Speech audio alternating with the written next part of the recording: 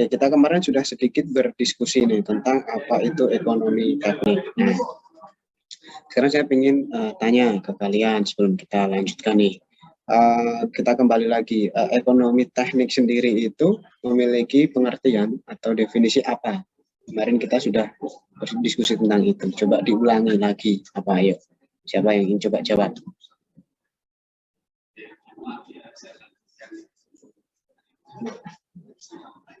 Ayo, apa? Masa nggak ada yang ingat?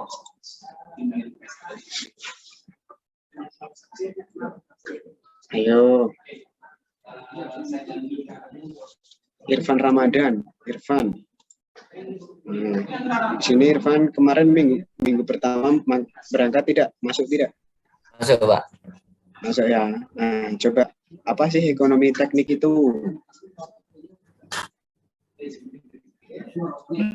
Ekonomi teknik apa?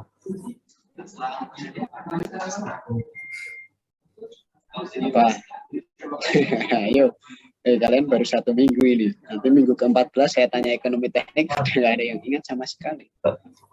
Itu kayak biaya untuk suatu perusahaan atau keperluan biaya, Pak, intinya. Itu bukan, Pak? Ya, kalau ekonomi biaya kayaknya, Pak. Yang lainnya, ayo. Saya, Pak. Ya, silakan. Boleh, silahkan. Mungkin yang saya ingat kemarin itu ekonomi teknik itu merupakan sebuah ilmu yang mana di dalamnya itu ada sebuah metode atau analisis untuk mengambil sebuah keputusan gitu. Jadi dengan adanya ekonomi teknik ini membantu seorang engineering untuk bagaimana mengambil keputusan ke depannya gitu, Pak. Ya, kurang lebihnya itu ya. Jadi ekonomi teknik yang kita pelajari itu adalah berkaitan dengan metode atau cara menganalisis, ya, menganalisis dalam rangka kita mengambil keputusan atau mencari opsi yang paling realistis dan juga paling membawa profit atau keuntungan bagi kita dalam mengambil sebuah keputusan, gitu ya. Nah, jadi lalu, gini. Ya. Nah, aktivitas ya yang kita lakukan dalam disiplin teknik, ya ini teknik industri. Ya, untuk teknik industri itu kita bisa melakukan analisis ini, ya itu dalam hal pertama kita bisa lakukan dalam perencanaan dan pemilihan metode kerja dalam proses produksi. Jadi kalau kalian saat masa perencanaan dan hendak memilih metode kerja yang tepat atau dengan pertimbangan ekonomi, ya ekonomi teknik tentunya, itu bisa kalian lakukan analisis tersebut. Oh, misal kalau kita pakai metode A atau cara A, cara ini plus minus atau kelebihan dan kekurangannya pasti ada. Tapi di situ kita akan cari mana yang paling tepat gitu ya. Sehingga tidak, kalaupun ada kekurangan tidak begitu tidak lebih besar daripada kelebihannya gitu. Jadi semua metode, semua cara atau semua keputusan itu pasti ada resiko, ada kekurangan dan ada kelebihannya. Ya, nggak ada sebuah kegiatan yang tanpa ada kekurangannya atau metode yang nggak ada kekurangannya itu apa, nggak ada kelemahannya, pasti ada semua. Nah, namun di sini kita lakukan analisis mana yang paling realistis, mana yang paling memungkinkan dan paling membawa kebermanfaatan untuk kita.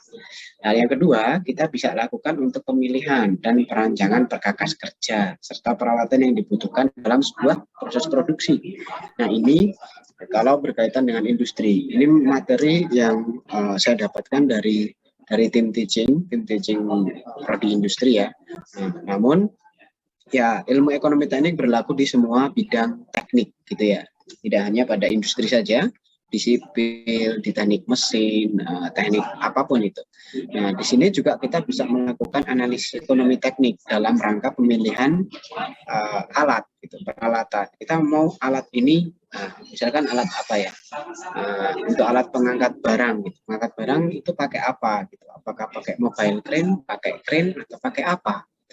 Nah, itu akan ada plus minusnya, ada kurang lebihnya. Nah, dari situ kita tinjau dari aspek ekonomi teknisnya seperti apa. Mana yang paling membawa manfaat atau besar manfaatnya.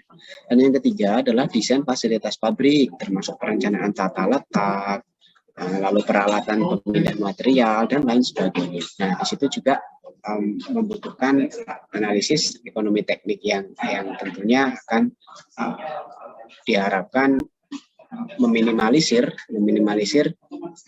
hal-hal yang menimbulkan waste atau yang tidak berguna, ya, tidak bermanfaat.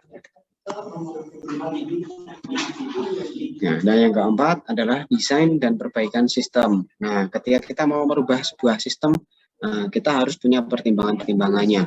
Nah, misalkan untuk pengendalian dan juga untuk distribusi barang jasa, pengendalian persediaan, pengendalian kualitas atau supply chain, gitu kan.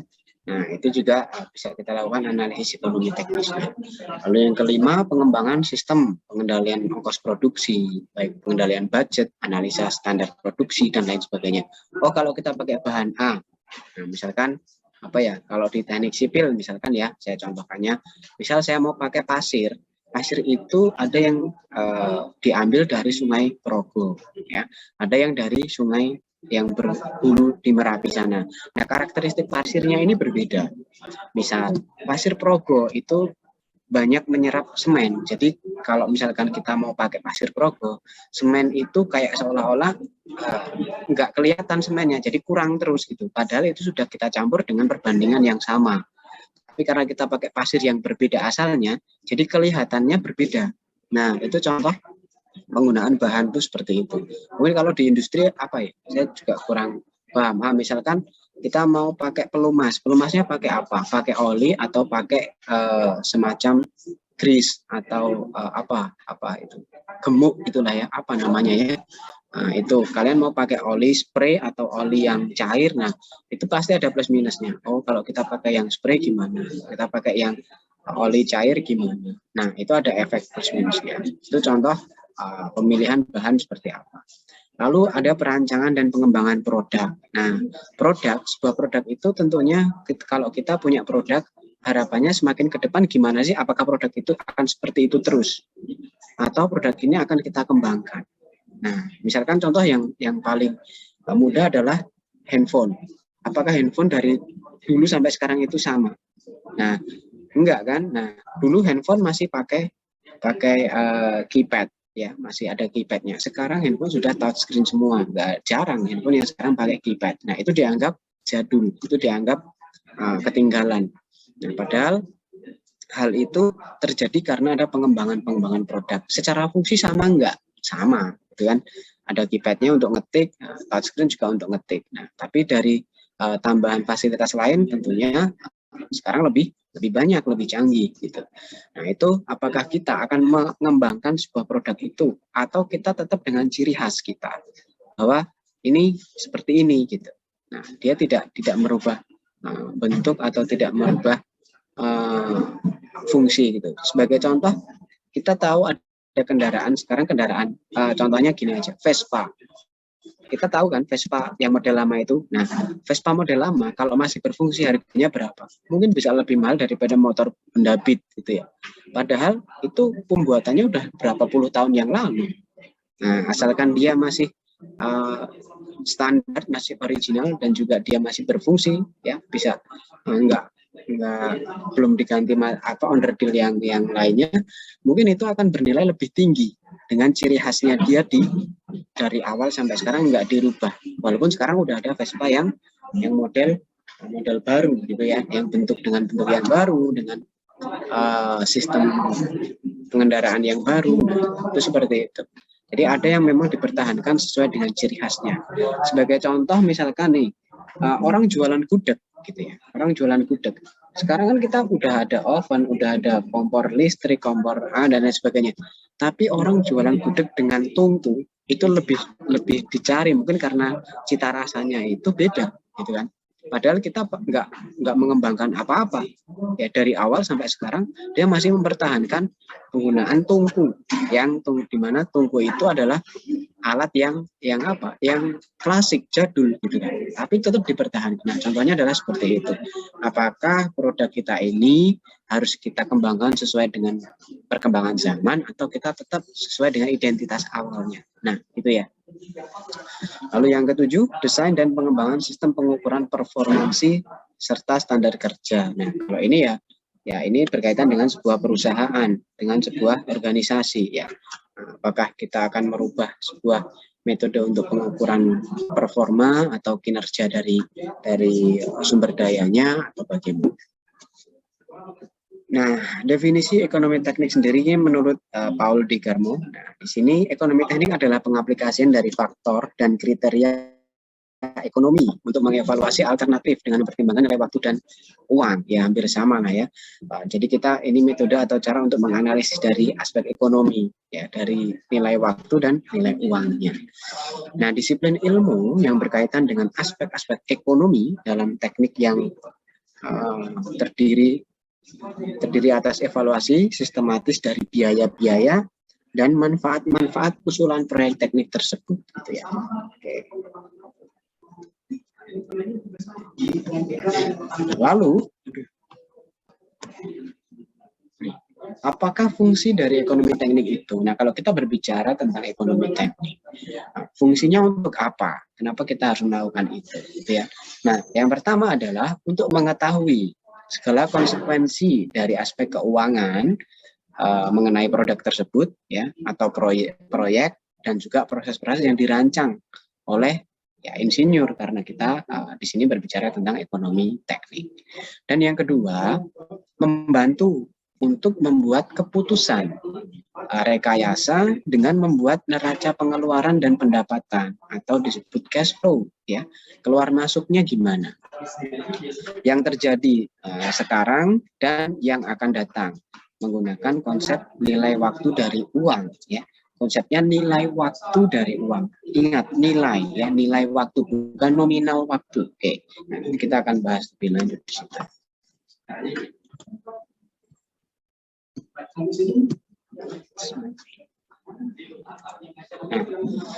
Nah, teknik analisa dalam pemilihan alternatif dari beberapa rancangan analisa yang sesuai dengan kondisi-kondisi tertentu dengan pertimbangan ekonomi, ini disebut dengan analisis ekonomi teknik. Ya. Dan dari sini nanti akan dimodelkan dengan sistem cash flow, neraca keseimbangan keluar dan masuk, ya, cash in, cash out. Nah, tentunya setiap kegiatan ini akan membutuhkan sumber daya yang harus kita keluarkan dalam bentuk uang, gitu ya, dalam bentuk biaya. Segala sesuatu itu pasti membutuhkan uang, ya, membutuhkan biaya, baik itu alat, baik itu bahan, baik itu tenaga kerja, ataupun metode yang kita gunakan, itu semuanya bersumber dan membutuhkan uang, gitu ya. Nah,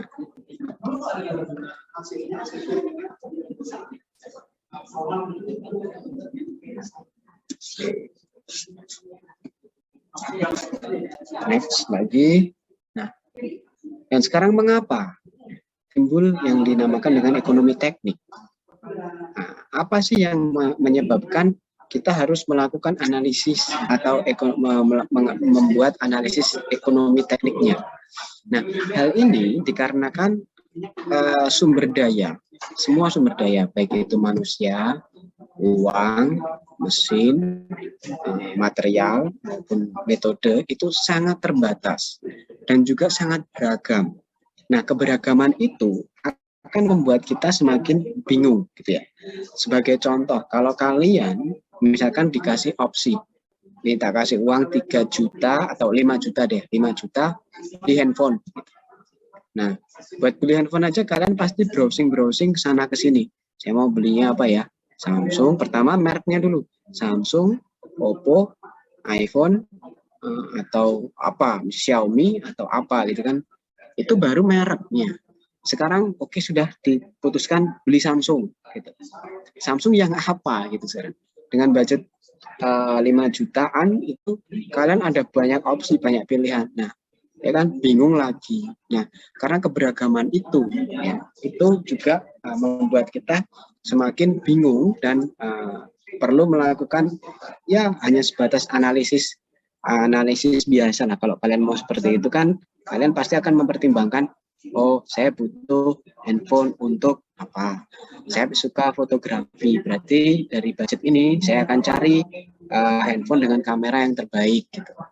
Atau oh, saya suka main game gitu.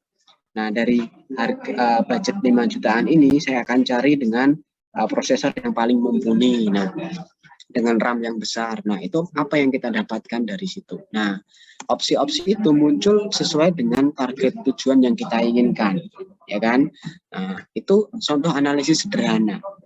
Nah, terus selain itu kan dari aspek tujuan yang kita inginkan. Nah, sekarang pengeluarannya. Kalau saya pakai handphone yang gaming, itu nanti gimana?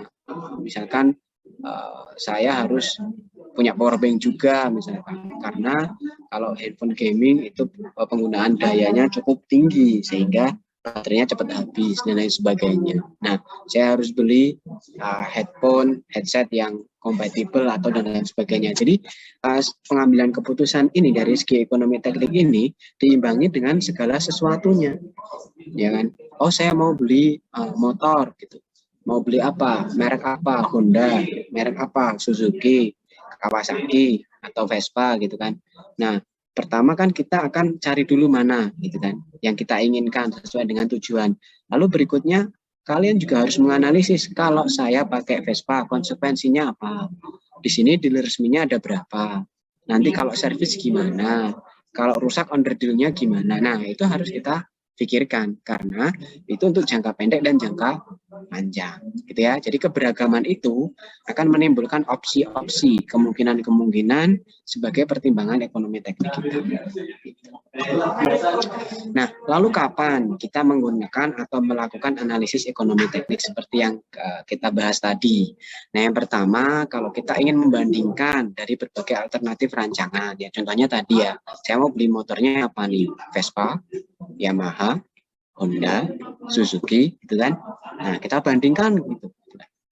Nah, setelah itu kita tahu apa variabel-variabel yang harus kita perhatikan dalam jangka pendek dan jangka panjang.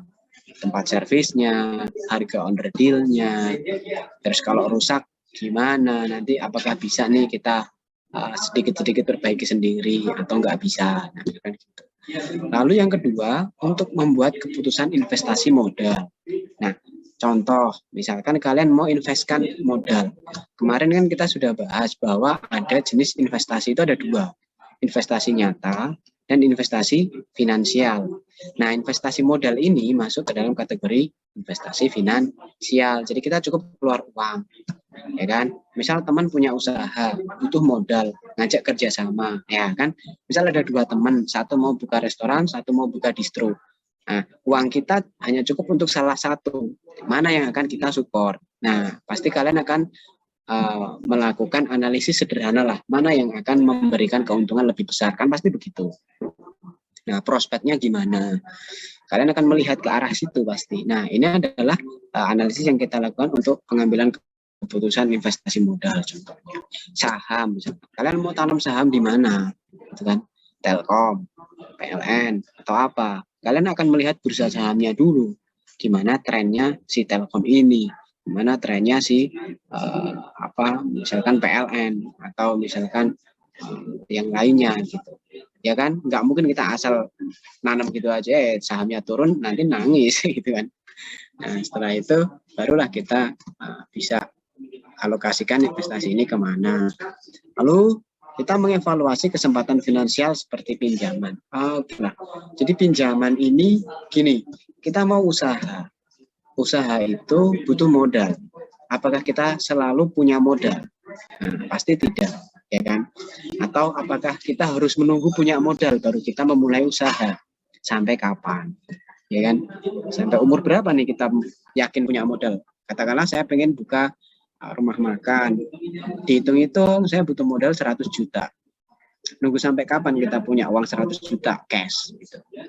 Ya mungkin beberapa tahun atau beberapa puluh tahun gitu kan. Sedangkan nilai dari uang itu pun terus berjalan. Mungkin 100 juta sekarang nggak akan sama dengan 100 juta 10 tahun lagi.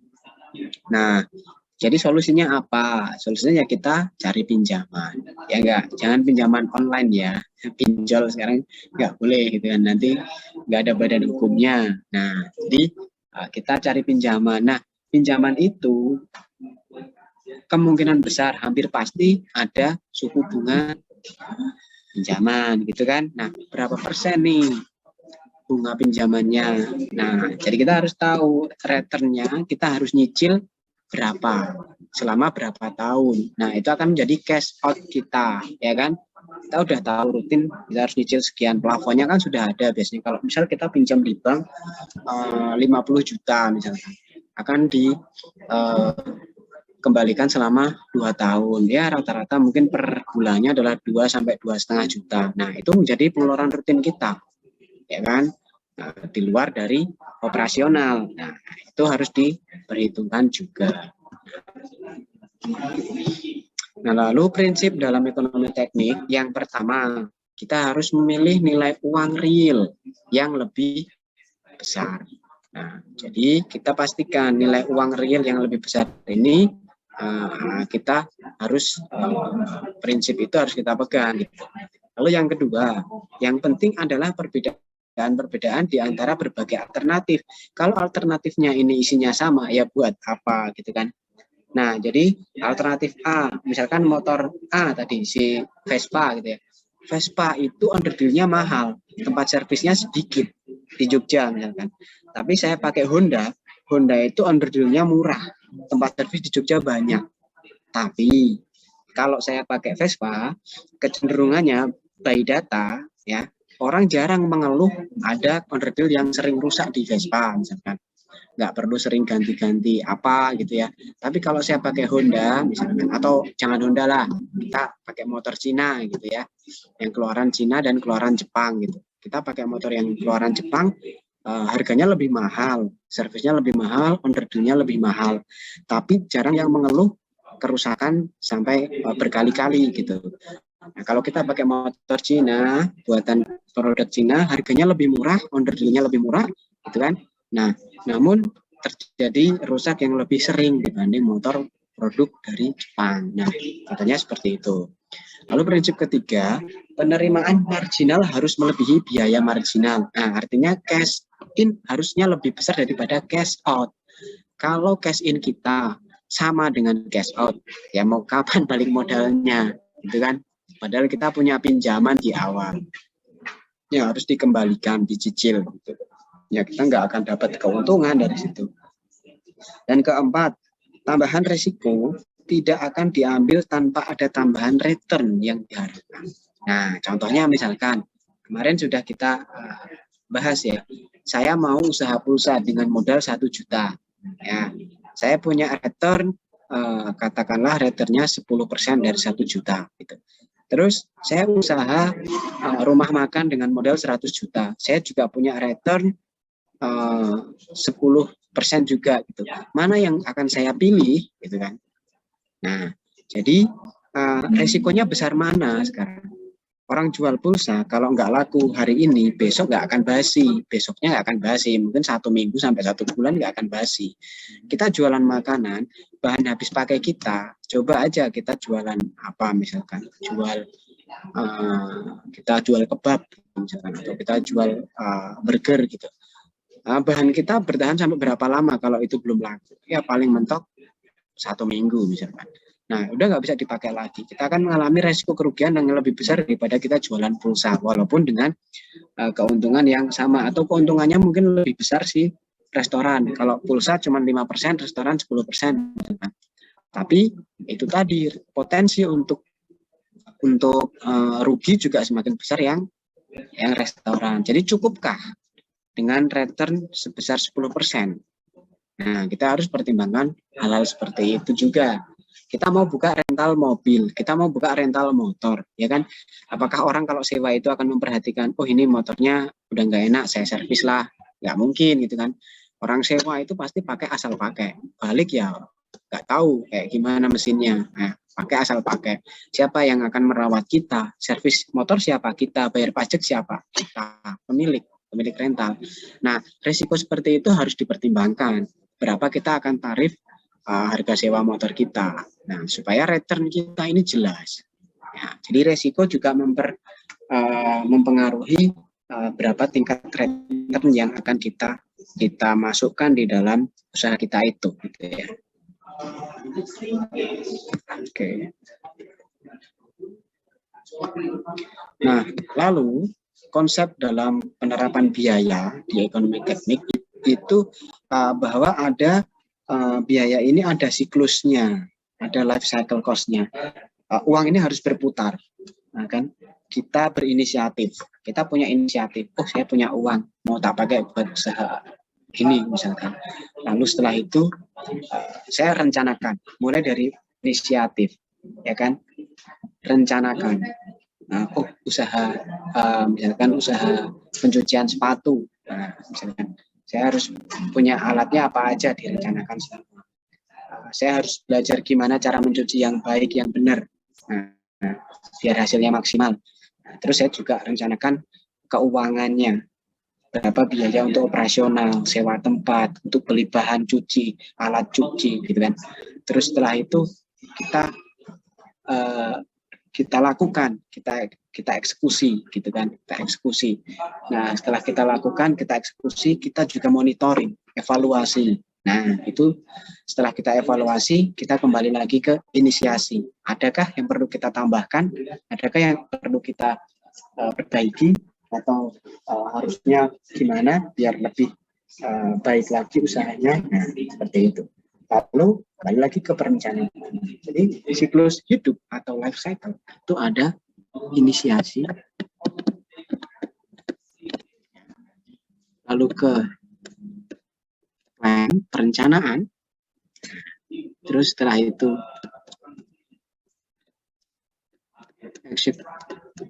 execution, ya, kita lakukan. Lalu setelah itu kita monitoring. 1, 2, 3, 4, 5. Inisiasi, perencanaan, pelaksanaan, evaluasi, monitoring, inisiasi lagi. Putar terus gitu. Kalau usaha kita hanya kita diamkan gimana? Ya sudah, dia akan seperti itu atau tenggelam dengan adanya perkembangan teknologi, perkembangan lingkungan sekitar gitu. Nah, jadi harus kita ada life cycle-nya. Nah, ini berputar terus. Kalau enggak seperti ini berarti enggak hidup nih usaha kita, diem aja. Kecuali kita jual tanah nih. Kalau kita jual tanah udah biarin aja tanah kita beli, nggak usah dipikir inisiasi. Oh, tanahnya gimana ya biar laku, tak bersihkan. Ya semak belukarnya tak bersihkan. Oh, tak ratain. Oh, tak padetin dan segala macamnya. Nggak usah gitu ya. Karena itu nggak urgent gitu. Tapi kalau usaha kita adalah usaha yang aktif ya, nah, di situ kita perlu aktif juga dalam melakukan siklus hidupnya ini. Kita beli emas gitu. Wah, emasnya ini harus kita gosok tiap hari biar tetap kincling gitu kan. Nggak usah gitu kan. Emas ya udah biarin aja. Emas bekerja bukan nilai emas bukan bergantung dari cara perawatan kita terhadap barang tersebut, tapi tergantung dari apa ya mungkin nilai tukar mata uang atau apa gitu kan.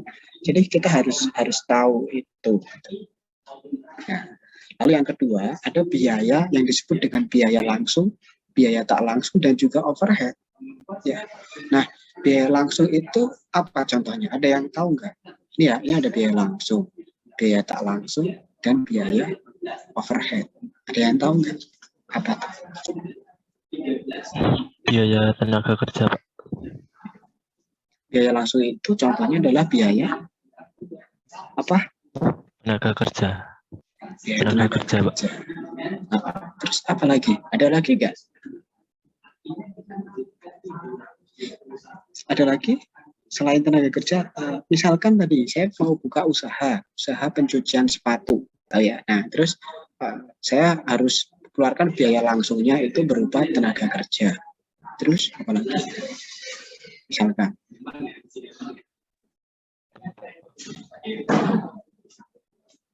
tempat usaha.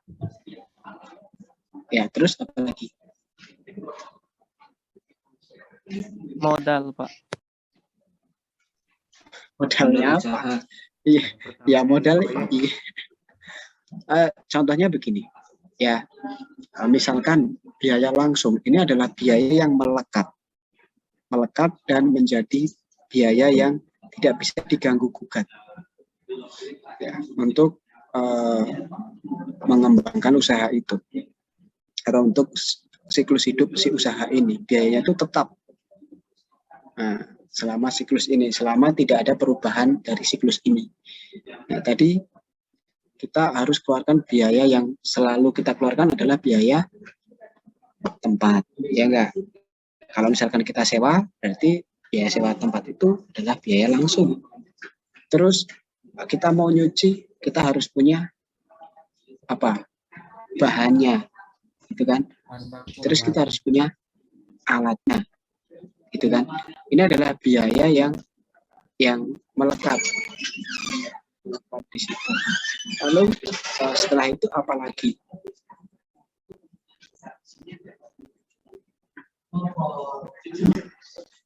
Begini, biaya itu ada yang biaya kita keluarkan rutin dan tetap, beda ya. Tetap itu adalah biaya yang sebagai modal, biaya langsung kita. Jadi kalau misalkan berarti begini, kalau tempat itu sewa kan berarti jadinya biayanya rutin, ya kan? Nah, kalau biaya yang rutin kita keluarkan, biaya yang untuk operasional, biaya untuk kegiatan rutin itu masuknya ke overhead sebenarnya. Overhead. Jadi kayak kita menggaji karyawan, gitu ya. Kita bayar listrik, kita bayar telepon, kita bayar PDAM atau PAM, itu masuknya ke overhead. Nah, kalau biaya langsung itu adalah biaya yang kita keluarkan untuk produk yang melekat di dalam proyek kita ini, ya, proyek kita ini. Sebagai contoh, kita beli alat, apakah setiap bulan beli alat? Enggak, kan? Kalau misalkan kita beli tempat, apakah setiap bulan kita beli tempat? Enggak. Tapi berbeda kalau kita sewa. Kalau sewa kan rutin, setiap bulan kita bayar. Nah, berarti itu masuk ke beban overhead. Nah, kalau kita beli, masuknya ke biaya langsung. Nah, jadi biaya langsung di sini adalah semua yang melekat di situ, seperti alat, tempat kalau kita beli, dan lain sebagainya yang kita keluarkan untuk komponen utamanya. Nah, sedangkan biaya tak langsung itu adalah biaya yang mendukung sehingga proyek kita itu dapat terlaksana. Contohnya begini, ketika kita akan membuka usaha tersebut, kita kan butuh desain interior, gimana ruangan ini supaya terlihat menarik, gitu kan. Nah, di situ kita nggak bisa mengerjakan sendiri. Kita harus gunakan jasa dari pihak ketiga. Nah, dari jasa itu masuk ke biaya tak langsung, karena kita hanya cukup bayar untuk mengerjakan atau untuk membuatkan sebuah produk, ya, digital. Misalkan kita juga akan membuat teras, ya, membuat taman, nah, itu biaya yang kita pakai untuk biaya tak langsung. Sedangkan gaji, listrik, biaya telepon dan lain sebagainya itu masuk ke dalam overhead, nah, gitu ya. Oke, lalu yang berikutnya di sini ada biaya tetap dan tidak tetap juga, ya. Biaya yang fix dan juga yang variabel, gitu, bisa berubah-ubah. Nah, ini kalau biaya tetap itu ya biaya yang pasti harus kita bayarkan, seperti kalau kita tempat kita sewa, ya berarti sewa tempat. Kalau dibedakan berdasarkan biaya tetap dan tidak tetap, ya. Lalu untuk operasional seperti listrik dan lain sebagainya. Nah, biaya tidak tetapnya adalah untuk bahan, gitu ya. Bahan kan tergantung dari berapa konsumen yang masuk, gitu ya. Lalu ada biaya rata-rata dan biaya marginal. Nah, ini nanti penjelasannya seperti berikut. Nah, ini untuk siklus hidup tadi, ya. Secara penjelasan di sini juga kita bedakan ada biaya untuk awal, modal, gitu. Biaya awal, setelah itu ada biaya untuk servis. Nah, uang ini akan berputar untuk biaya awal atau modal, lalu juga ada biaya untuk servis dan juga perawatan, lalu ada untuk biaya operasi, dan biaya disposal. Jadi begini, biaya awal itu modal awal, ya kan? Kita harus keluar modal awal. Biaya servis dan perawatan ini adalah untuk melakukan ya perawatan servis lah, tahu ya. Misalkan alatnya harus kita servis, kita harus kasih pelumas, kita harus bersihkan dan lain sebagainya. Ini perawatan. Lalu ada biaya operasi. Nah, biaya operasi ini adalah biaya yang dikeluarkan ya untuk menggaji karyawan, menggaji operator, itu kan, listrik dan lain sebagainya. Lalu biaya disposal. Nah, disposal itu apa sih? Disposal itu adalah pembuangan. Gitu. Jadi kita nggak bisa menyimpan semua barang yang tidak terpakai, maka harus kita keluarkan, ya kan? Nah, dari bahan habis pakai yang menimbulkan residu, menimbulkan sampah yang tidak bisa diurai, itu harus kita buang. Itu butuh biaya nggak buang sampah? Oh, butuh, gitu kan? Kita buang itu kita bayar. Nah, jadi kadang masalah sampah waste itu akan menjadi sumber permasalahan dalam sebuah kegiatan, ya enggak? Nah, jangan dikira kita itu hanya butuh operasional untuk gaji karyawan, untuk beli bahan, beli alat, tapi limbah yang dihasilkan ini juga menimbulkan masalah. Apalagi rumah makan misalkan. Kalian tahu nggak, pernah nggak mencari tahu rumah makan, dia itu pembuangan sampahnya bisa sampai berapa per bulan bayarnya. Nah, pembuangan sampah di rumah makan itu nggak murah loh. Gitu. Misal kita di perumahan, kita hanya iuran per bulannya, katakanlah 50.000 ya. Itu tiap 2 hari sekali diambil sampahnya di depan rumah. Tapi kalau kita di rumah makan, bayangin aja. Makin laris rumah makan itu berarti penghasil sampahnya gimana? Makin banyak, gitu kan. Makin banyak sampah dibuang, bayarnya juga makin mahal.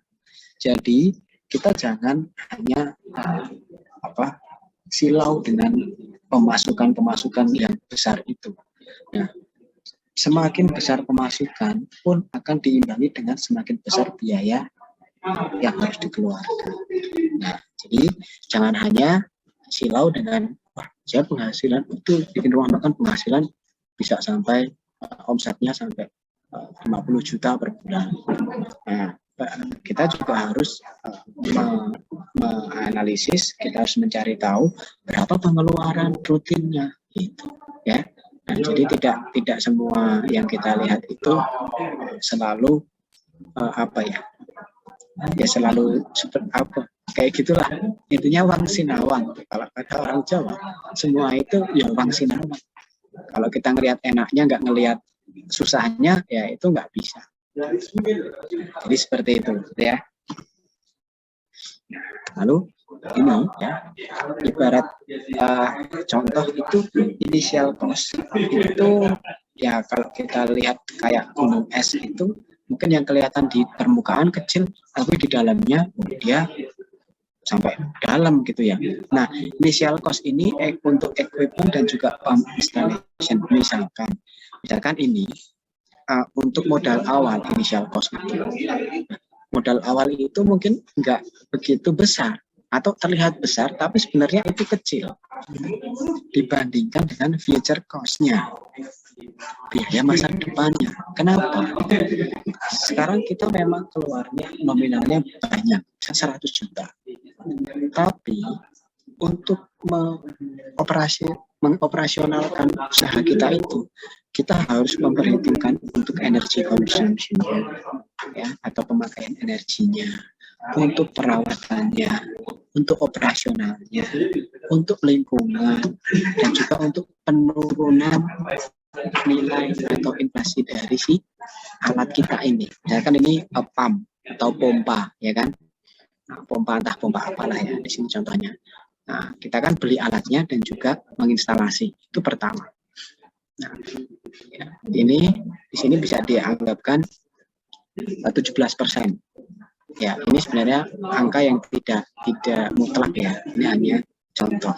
Nah, sedangkan biaya lain yang sebenarnya besar itu adalah biaya untuk kalau kita mau pakai pompa butuh listrik ya. Nah, kita akan bayar listrik tiap bulan. Misal harga pompanya sendiri 3 juta misalkan. Anggaplah ini pompa jet pump di rumah kalian gitu. untuk sumur kalian, ya kan? Kita beli pompanya, wah mahal ya 3 juta gitu. Terus kita instalasinya jadi 3,5 juta dipasangin orang gitu, atau 4 juta, mahal ya 4 juta. Kita keluar di awal, kelihatan mahal karena kita keluarnya langsung 4 juta. Sekarang untuk future cost-nya, nah, kita ini mau pakai jet pump itu per bulan listriknya 500.000. Nah, 8 bulan udah 4 juta. Nggak kerasa kan? Kita udah keluar lebih banyak uang daripada saat kita belikan alat itu. Makanya hal yang kurang baik di pengelolaan mungkin di orang-orang kita itu adalah kita tuh bisa bikin tapi nggak bisa merawat. Ya enggak? Itu yang sering terjadi. Orang bikin bisa bagus, tapi nanti baru setahun udah kelihatan nggak kerawat. Kayak gitulah ya. Nah, karena apa? Memang future cost inilah yang ternyata lebih besar dibanding dengan initial cost atau biaya awal. Gitu.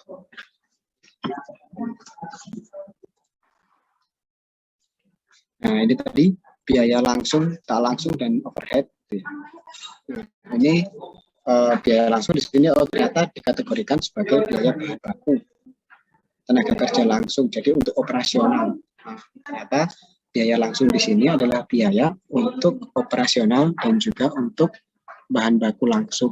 Ya, seperti ya kalau misalkan tadi pencucian sepatu ya sampo untuk cucinya, tenaga kerja yang operasionalkan, yang mencuci itu ternyata masuk ke biaya langsung, bukan ke overhead. Nah, kalau yang biaya tak langsung, di sini ada biaya bahan baku tak langsung, tenaga kerja tidak langsung. Misalkan kita butuh tukang bersih-bersih, gitu ya. Tukang bersih-bersih ini yang tidak selalu setiap hari kita gaji atau tidak kita hire sebagai karyawan tetap, tapi dia hanya datang kalau kita butuhkan saja, misalkan untuk servis alat, gitu ya. Itu kan tidak rutin, atau ketika ada servis baru dia kita panggil. Lalu ada biaya overhead. Nah, ini biaya produksi selain biaya langsung. Ya mungkin untuk pengembangan ya overhead itu. Misalkan untuk bagian-bagian luar, eksterior, dan lain sebagainya. Contohnya misal seperti ini.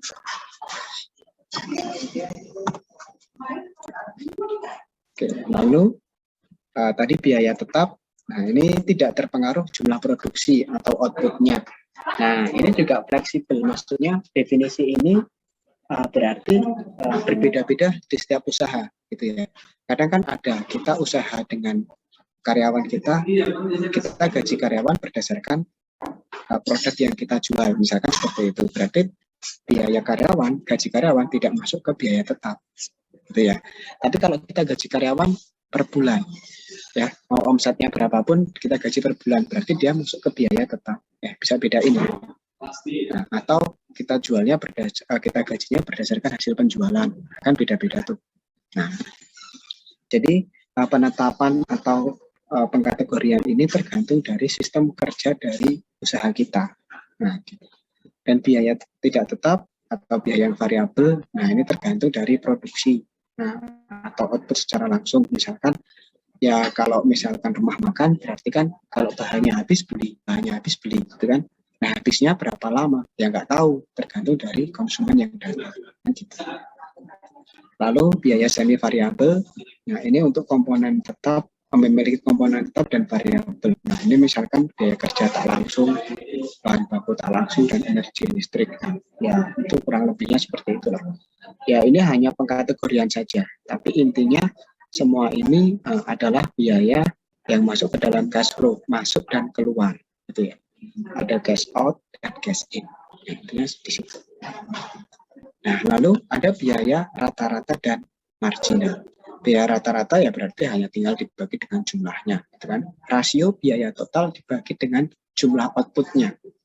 Ya, jadi hanya rata-ratanya aja, itulah ya. Lalu biaya marginal adalah perubahan biaya total yang berkaitan dengan perubahan satu unit output. Nah, berarti ada deviasi, ada perubahan. Nah, kalau misalkan ongkos produksinya berubah, berarti biaya marginalnya pun berubah. Contohnya adalah seperti itu, ya enggak?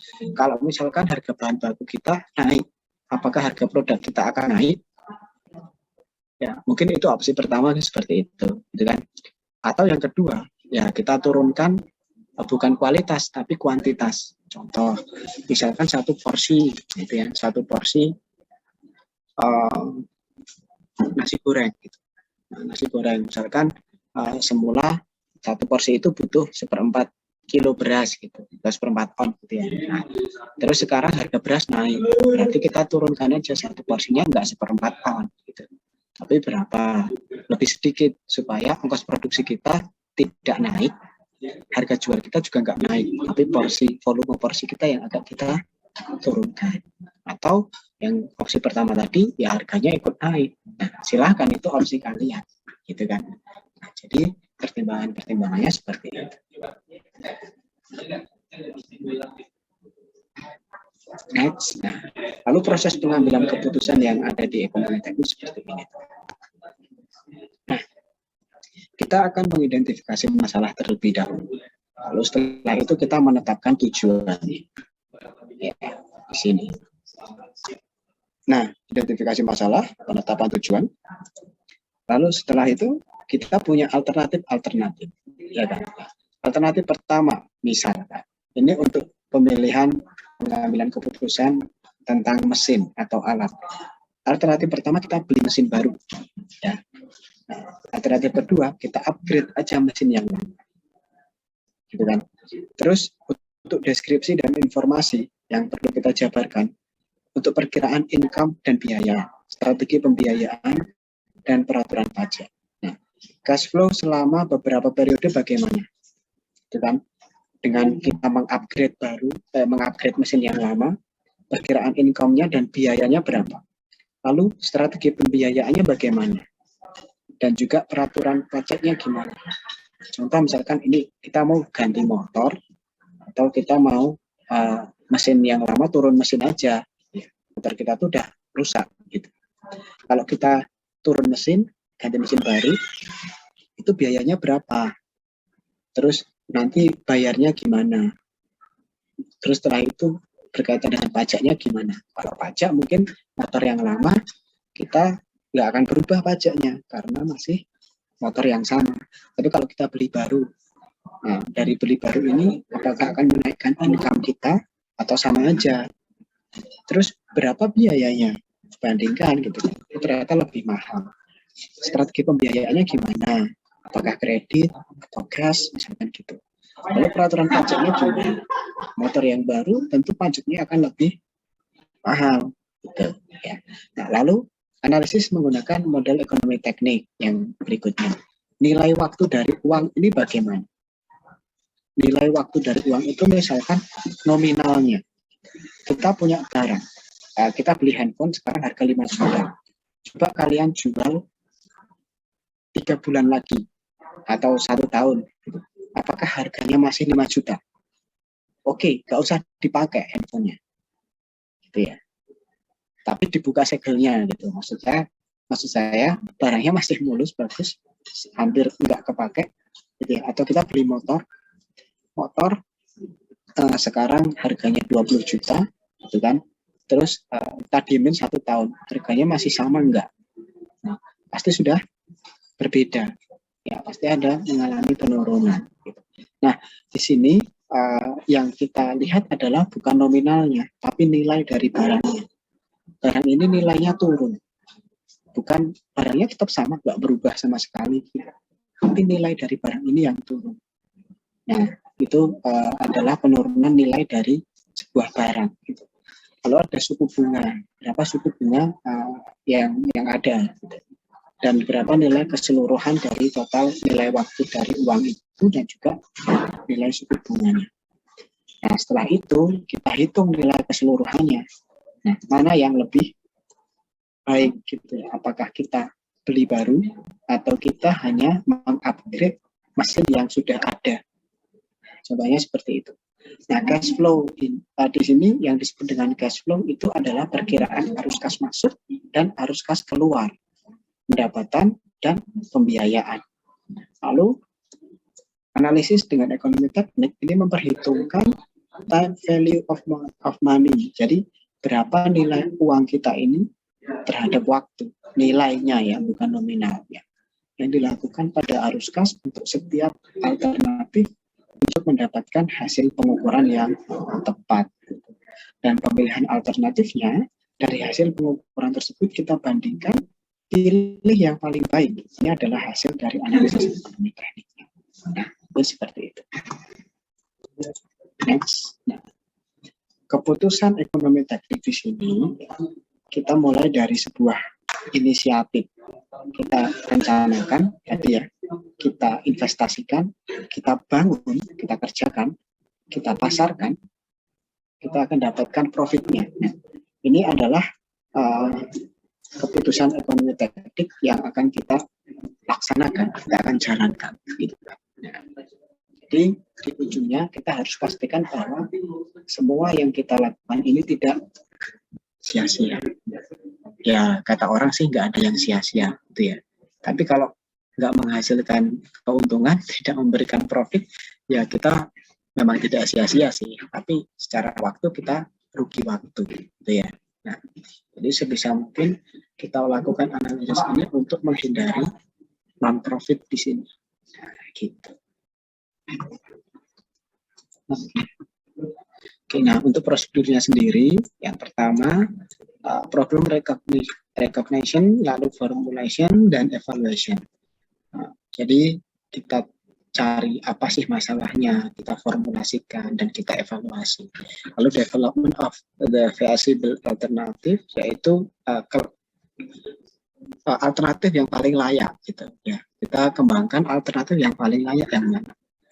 Lalu yang ketiga, net cash flow for each alternative. Jadi kita kembangkan cash flow dari masing-masing alternatif itu. Arus kasnya bagaimana, outputnya berapa, inputnya berapa. Nah, lalu kita seleksi dari kriterianya dan kita analisis, kita bandingkan dari masing-masing alternatifnya. Lalu kita pilih mana alternatif yang paling rekomendasi untuk kita laksanakan, dan kita lakukan monitoring performance serta evaluasi dari hasil yang sudah kita capai. Ada 7 step di sini. Nextnya ada. Oke. Nah, sebagai contoh tadi, nah, kalau kita mau, ya ini hanya gambaran, hanya gambar saja ya. Ekstrimnya begini, misalnya kita mau membeli sebuah barang, kita beli produk Cina dengan harga yang murah, ya, underdeal yang murah dan lain sebagainya, dibandingkan dengan buatan dari tempat lain, misal dari Jerman. Di sini yang terlihat lebih sederhana, tapi ternyata ini mobil nabrak sepeda, yang rusak malah mobilnya. Nah, kan jadinya lucu gitu ya. Nah, walaupun di sini harusnya ya kita tahu mobil itu ini hanya visualisasi saja ya. Nah, jadi pertimbangan kita tidak hanya mencari yang murah, kita juga harus pertimbangkan untuk apa, selain initial cost juga future cost, gitu kan. Nah, future cost ini yang akan menentukan ya, murah servisnya, murah underdealnya, ternyata udah rusak, gitu. Nah, atau yang servisnya agak mahal, terus underdealnya agak mahal, tapi dia lebih awet. Silakan pilih yang mana. Dan replika-replika juga banyak yang sekarang, produk mana yang asli atau mana yang buatan, kadang buatan Cina dengan buatan dari Jepang atau dari Eropa juga secara visual nggak kelihatan beda, karena di situ memang gimana ya, dari Cina sendiri untuk produk-produknya bisa dari tampilannya juga sebagus dan semenarik dari produk-produk yang dari Jepang ataupun dari Eropa. Namun memang dari isinya, untuk dari segi kualitasnya mungkin masih berbeda. Maka dari itu, harga barang-barang yang kita impor dari Cina cenderung lebih murah. Kenapa orang bisnis impornya dari Cina? Kok nggak dari Jepang? Kok nggak dari Eropa? Ya karena harganya lebih murah, gitu kan. Nah, ongkos produknya di situ lebih murah. Tapi ya ada harga, tentunya ada kualitas. Nah, biasanya seperti itu. Oke, sampai di sini. Apakah ada yang ingin bertanya? Silahkan. Mohon izin bertanya, Pak. Oke, silahkan. Apakah analisis SWOT itu bagian dari ekonomi teknik ya, Pak? Apakah Analisis SWOT, strength, weakness, opportunity, dan threat termasuk dalam ekonomi teknik? Ya, itu salah satu. Tapi SWOT itu bisa untuk menganalisis sistem juga sih, Mas. Jadi ya, strong, weakness, opportunity, teknis. Nah, itu kan bisa untuk kita lakukan untuk mencari hampir sama. Itu juga metode untuk mengambil keputusan mana yang opsi yang ingin kita pilih, gitu kan. Kalau saya usaha ini, keunggulan saya apa, terus lawan saya apa, gitu kan, kelemahannya apa, nah kayak gitu. Nah, tapi kan itu dari aspek umum ya, aspek umum. Kalau ekonomi teknis jelas kita berbicara tentang uang dan waktu, gitu. Nilai uang dan waktu. Lebih spesifik kalau ekonomi teknis sendiri. Iya. Ada lagi yang lain?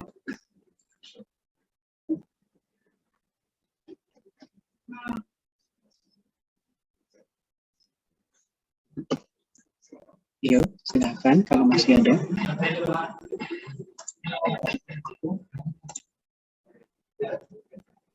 Mungkin saya, Pak. Iya. Gini Pak, tadi kan ada yang alurnya Pak, yang keputusan ekonomi teknik tadi. Misalnya ada planning, investment, manufacturing, marketing, baru profit nih. Nah, sebelum ke profit itu kan misalnya ada perencanaan nih Pak. Mungkin seorang engineering itu kayak merencanakan sesuatu misalnya terkait dengan biaya, kayak Bapak jelaskan tadi misalnya biaya langsung, biaya tetap, biaya tak terduga gitu. Nah, misalnya dalam berjalannya waktu itu emang seorang engineering itu udah merencanakan, tetapi dalam berjalannya waktu tuh tiba-tiba ada suatu permasalahan. Misalnya tuh ada misalnya tadi kan Bapak contoh mesin yang rusak gitu. Nah, apakah bagaimana seorang engineering setelah mempelajari ekonomi teknik itu tuh bagaimana Pak dia kayak mengatasi permasalahan dalam sebelum ke profit gitu loh Pak. Jadi misalnya dalam perjalanan waktu itu ada permasalahan. Nah, keputusan apa yang dia ngambil gitu Pak? Misalnya apakah melanjutkan atau kayak melakukan tindakan apa gitu loh Pak? Oke. Itu ya. Nah, pertanyaannya bagus, ya bagus banget gitu kan. Karena semua yang kita rencanakan itu belum tentu bisa berjalan sesuai rencana, kan begitu ya. Nah, ya kita kembali lagi, namanya juga rencana, ya kan. Terus kalau rencananya tidak sesuai dengan yang kita harapkan, gimana? Nah, maka dari itu di sini ada tahap yang disebut dengan apa tadi? Nah, monitoring, ya, atau evaluasi gitu. Monitoring atau evaluasi. Mungkin di sini tidak muncul, tapi jelas selama proses manufacturing, marketing, ini pasti ada proses evaluation, monitoring and evaluation. Nah, di sini kalau kita ternyata, marketing kita nggak tercapai, gitu kan? Nah, marketing kita tidak tercapai sesuai dengan yang kita targetkan. Gitu. Lalu bagaimana? Nah, berarti di sini harus ada evaluasi untuk merencanakan apa sih yang salah. Gitu. Nah, apa yang terjadi kok sampai ini tidak bisa sesuai dengan target? Jangan-jangan target kita yang ketinggian. Nah, gitu kan? Kalau target kita ketinggian, berarti rencana awal kita itu salah. Gitu. Nah, evaluasinya kan berarti kausalitas, sebab akibat. Kok bisa begitu? Kenapa? Nah, apakah marketing kita yang kurang bagus atau target kita yang ketinggian? Nah, ya enggak. Kalau targetnya ketinggian gimana? Ya mau nggak mau kita turunkan. Kalau kita turunkan, gimana efeknya? Ya kita buat cash flow kembali. Misal, pendapatan kita harusnya 100 juta per bulan. Ya kan? Kok ternyata kita hanya mencapai 75 juta. Berarti cash flow kita buat lebih panjang. Kita prediksikan dengan cash flow misalkan cash in-nya kita 100 juta per bulan, kita akan BEP atau kita balik modal di tahun kelima misalkan. Nah, sekarang kalau dengan pendapatan 75 juta per bulan, berapa lama kita akan balik modal? Kita kan bisa lanjutkan dari cash flow yang sudah kita buat tadi. Kita rubah pemasukannya. Setiap annualnya, ya, pemasukan rutinnya jadi 75 juta itu kita akan BEP berapa lama. Nah, besok kita akan belajar apakah dari cash flow kita itu layak atau tidak dengan metode net present value. Nah, jadi misalkan kita punya rencana ya, cash in kita itu berapa gitu ya, selama 5 tahun. Cash out kita berapa selama 5 tahun. Nah, uang itu nominalnya kan kita tahu, tapi nilainya kan nggak sama nih. Uang 100.000 di 5 tahun kemudian, 5 tahun besok 100.000, kita bawa ke tahun sekarang berapa coba nilainya? Pasti lebih tinggi sekarang. Karena nilainya cenderung turun tuh si mata uang itu, nilainya loh ya. Nah, berarti kan kita akan netkan sekarang. Kita bawa selama 5 tahun ke depan itu proyeksinya, kita bawa ke sekarang. Nah, harusnya cash in dan cash out-nya lebih besar cash in-nya. Kalau pemasukannya lebih besar secara NPV, berarti kita layak, gitu kan. Cash in dibagi cash out lebih besar dari 1, itu layak. Oke ya, gambarannya begitu. Nah, terus layak di awal ya kan. Nah, layak itu kita belum tahu. Terus kalau dikatakan layak, apakah kita langsung untung? Tunggu dulu gitu kan. Yang namanya layak itu bukan berbicara tentang keuntungan. Tapi ini layak dulu, akan memberikan keuntungan ya. Tapi bukan berarti dari awal kita langsung untung. Ingat, gitu kan? Semua ada perjalanannya. Nah, selama berapa tahun kita ini akan ada di titik BEP, break even point. Jadi pengeluaran dan pemasukan itu bersilangan, ya enggak? Nah, bersilangan, titik silang ini loh, itu titik balik dari cash flow kita. Kalau udah sampai titik persilangan, artinya kita udah balik modal. Nah, kalau kita udah balik modal, berarti kan berikutnya ya udah kita tinggal pengeluaran rutinnya berapa, cash flow-nya, cash in-nya berapa, cukup cash in kurangi cash flow, sisanya itu profit kita. Tapi kalau misalkan masih ada di bawah garisnya, nah misalkan gini, pengeluarannya kan rutin gini misalkan. Modalnya misalkan kita gini.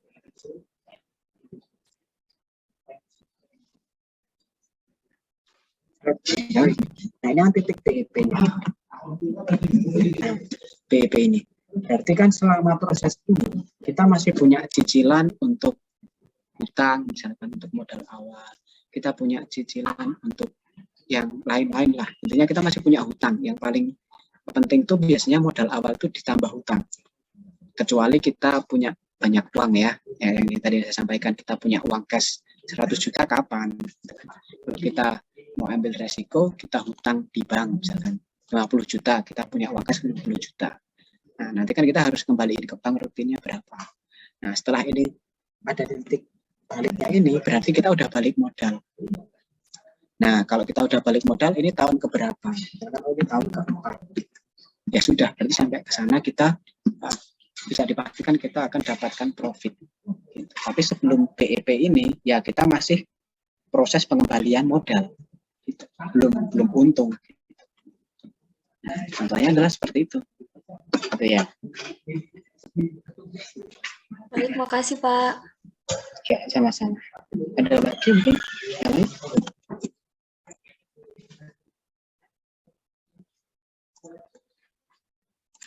Saya buatin presensi dulu.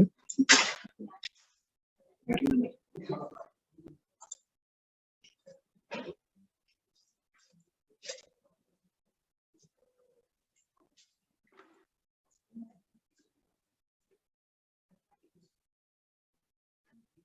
Kelas B ya.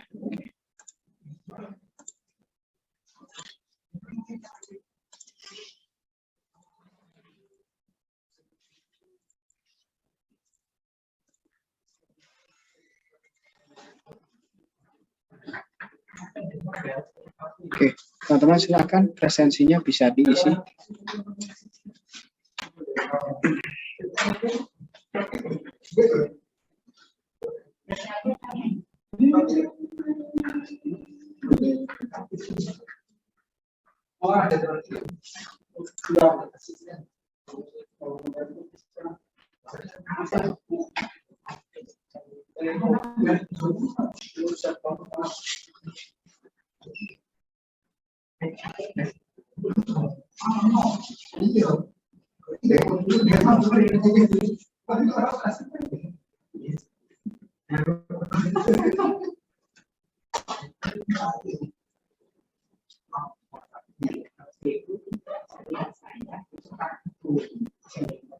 Sudah? Sudah, Pak. Oke. Sudah, Pak. Baik, Oke, terakhir apakah ada yang masih ingin bertanya? Izin bertanya untuk enroll ke e-learning, Pak. Oh iya, Pak sudah tahu course-nya ya? Enroll fee-nya.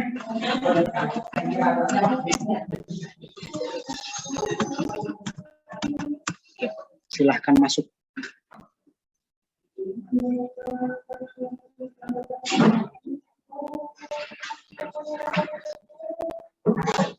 Nanti materinya saya share di e-learning juga. Terima kasih, Pak. Ya, Untuk grup WA, Pak. grup WA-nya tolong dong yang buka WA bisa di-share.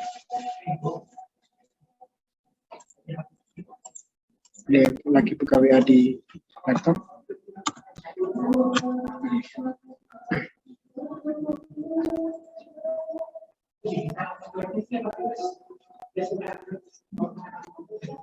Oke, nah ini.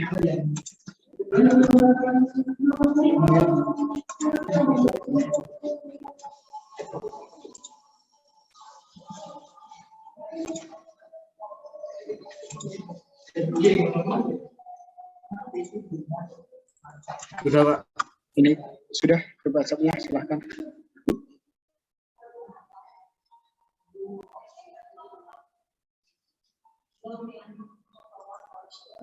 Baik, sudah? Apakah ada lagi yang ingin ditanyakan?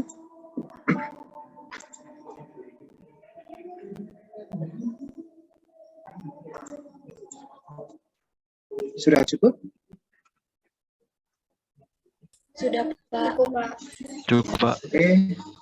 Ya, baik. Kalau begitu, mari kita akhiri kuliah pada siang hari ini dengan berdoa menurut agama dan keyakinannya masing-masing. Berdoa dipersilahkan.